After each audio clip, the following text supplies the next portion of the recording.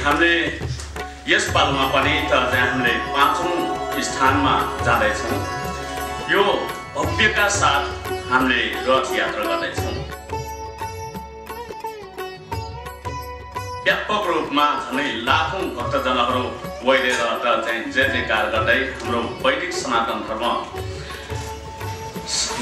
सनातन धर्ममा रहेर हामी यही तपोभूमिमा ईश्वर भगवानले सृष्टि गरेको तपोभूमिमा दृष्टि देख्नको लागि आएका थियौँ। त्यो दृष्टि देख्नको लागि मात्रै होइन, भगवान आराध्य देव महादेवको पनि हामीले यसरी हामी रथ यात्रा गर्नेछौँ भनेर अहिले यो विजय एकादशीको दिनमा ईश्वर भगवानले विजय गरेको दिन अनि हामी विजयको साथसाथमा हामी पनि लाग्नुपर्छ।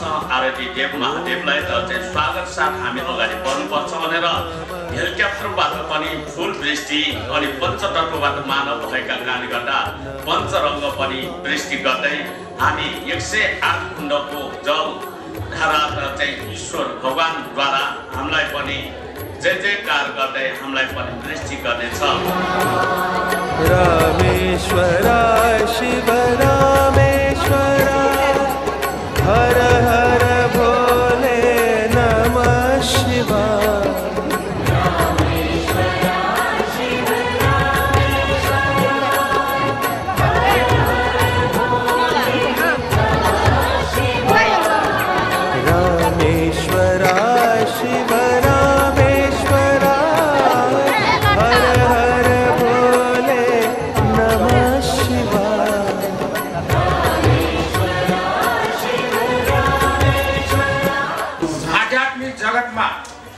विश्वास गरी विश्व शान्ति निर्माणमा योगदान पुर्याउने उद्देश्यका साथ शान्तिपूर्ण समुन्नत समाजको सृजना गर्ने अभियानमा टेवा पुर्याउन मानव कल्याण आध्यात्मिक प्रतिष्ठान स्थापना गरिएको थियो।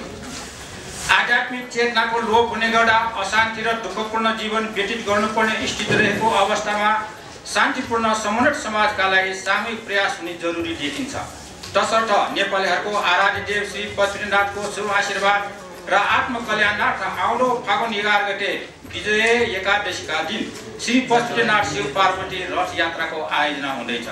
यही वर्ष जलगढा सहित 5औं विशाल रथ यात्रा बालकुमारी मन्दिर पाटनमा जम्मा भई क्रमशः ग्वारको सुन्दरा मङ्गलजार पुलचोक बागमती पुल भई त्रिपेश्वर जमल कमल पोखरी गौशाला हुँदै श्री पशुपतिनाथ मन्दिरमा जल चढाई प्रार्थना सुमार्गी स्मृति भवन बनकालीमा शिवतान्त्रिक गुरुबाट आशीर्वाद ग्रहण गरी औपचारिक कार्यक्रम समापन हुने र त्यस पश्चात खीर प्रसाद ग्रहण कार्यक्रम रहेको छ। विशाल रूपमा एक ढिक्का भइकन हामीले शिव पार्वती रथ यात्रा जुन 5औं हुनेछ त्यसमा अझ बढीभन्दा बढी सहभागिता भई शिव पार्वती रथ यात्रालाई सफल पार्न अनुरोध गर्न चाहन्छु।